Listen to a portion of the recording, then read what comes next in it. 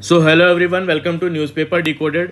आज हम देख लेते हैं 14 मई के द हिंदू से एडिटोरियल डिस्कशन और उसकी समरी। तो फर्स्ट जो आर्टिकल है वो इंडिया के एजुकेशन सिस्टम के बारे में, that is unable to generate employment. तो इसमें बोला गया है कि गवर्नमेंट ने अटल टिंकरिंग लैब्स बनाए, उसके लिए मिडिल स्कूल कोडिंग इंट्रोड्यूस की और SC/ST टीचर्स का भी रिक्रूटमेंट किया गया और मुस्लिम के गर्ल्स की एजुकेशन को भी प्रमोट किया गया। बट ये सब भी जो है मिल के भी जो है आपकी एम्प्लॉयबिलिटी क्राइसिस को दूर नहीं कर पाया, और जो हमारी नेशनल एजुकेशन पॉलिसी जो लाई गई थी उसको एजुकेशनल रिनाइजेंस के टाइप में देखा जा रहा था। बट ये भी इनकम्प्लीट और इनफेक्टिव है, इस आर्टिकल में ये बताया गया है।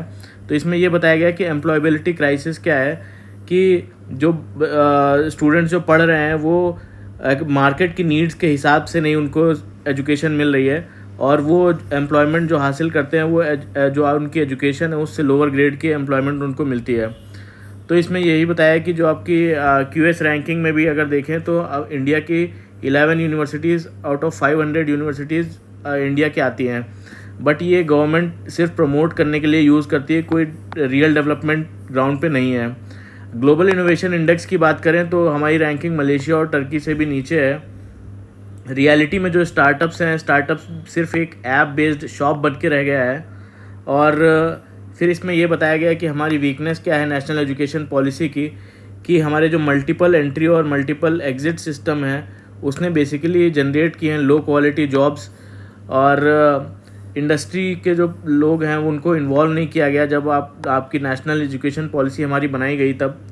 और तो वही इसमें बोला जा रहा है कि जो स्टार्टअप है उसको बेसिकली इसको सक्सेसफुल बनाने के लिए ये बिना इंडिजिनस साइंस और टेक्नोलॉजी और एजुकेशन को यूज़ किए बिना ये इम्पॉसिबल है कि हम सक्सेसफुल स्टार्टअप्स अपने इंट्रोड्यूस कर पाएँ। तो आज UGC का भी रोल इसमें बताते हैं कि वो सिर्फ अब एक कंट्रोलिंग इंस्ट्रूमेंट रह गया है एजुकेशन में, ना कि कोऑर्डिनेटिंग इंस्टीट्यूशन। तो ना तो कोई उसका पेडागॉजी में रोल है, कोई नई पेडागॉजी या एम्प्लॉयबिलिटी क्रिएट करने में वो, और UGC का रियल काम होना चाहिए एग्जीक्यूट करना पॉलिसी, ना कि बातें करना। तो ये इस आर्टिकल में पूरा बताया गया है। फिर जो सेकंड आर्टिकल है वो इकोलॉजी से रिलेटेड है, कि हमें एनवायरनमेंट को एज अ वर्ल्ड की परमानेंट इकोनॉमी देखनी चाहिए। तो इसमें वही बताया गया है कि ecology is a permanent economy. तो इसमें बोला गया है ह्यूमन प्रॉस्पेरिटी और economic development is not possible without human health of good health of nature. तो ये टाइम आ गया कि हम इकोलॉजी को जो है हम अपनी रियल इकोनॉमी की तरह देखें डेवलपमेंट के लिए, जो हमारे ज़रूरी है।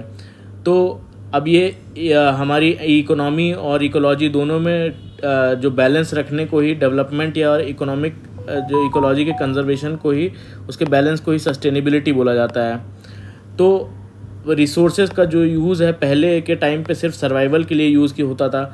अब अभी की बात करें तो अभी प्रेजेंट की नीड प्लस इवन फ्यूचर की नीड्स के लिए भी रिसोर्सेज को लोग एक्सप्लॉइट करते हैं।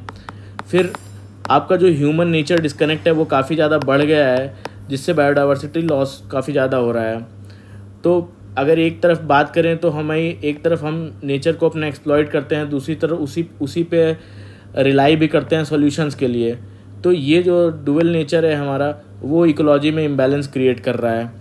तो हमें ज़रूरत क्या है, ज़रूरत ये है कि हमारी जो नेचर के साथ एक इमोशनल बॉन्डिंग हो बेसिकली, और हम अपनी रिस्पॉन्सिबिलिटी समझें इस बारे में।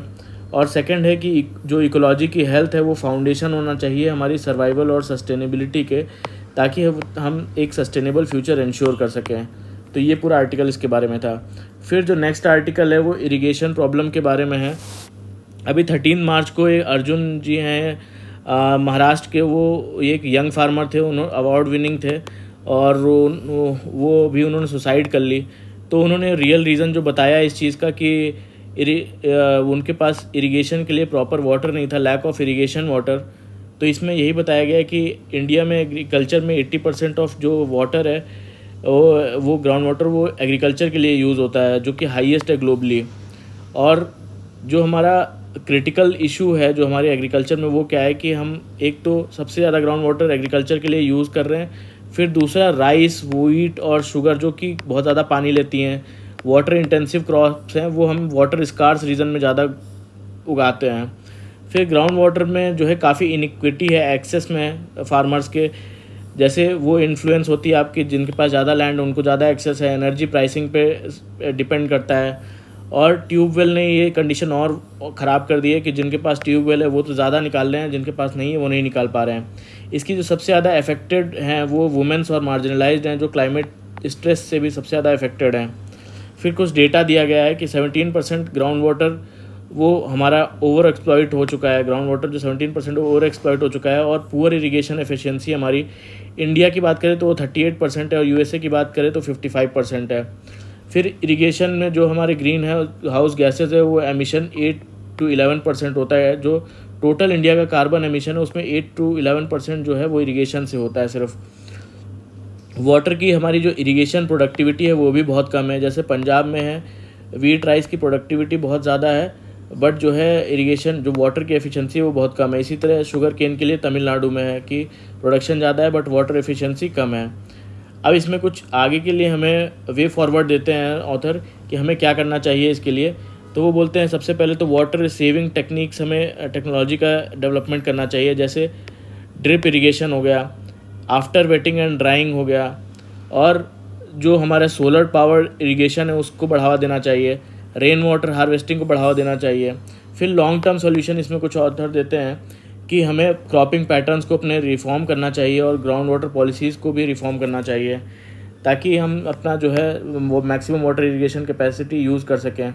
फिर इंक्लूसिव गवर्नेंस भी इंट्रोड्यूस करनी चाहिए जिसमें पार्टिसिपेटरी और डिमांड ड्रिवन इरिगेशन सिस्टम आपका लाना चाहिए कि जितना डिमांड है उतना आप इरिगेशन वाटर एक्सट्रैक्ट करें। एफिशिएंट वाटर यूसेज होना चाहिए, बेटर इंफ्रा और इंसेंटिव देने चाहिए फार्मर्स को ताकि वो एफिशिएंसी से उस वाटर को यूज़ कर सकें।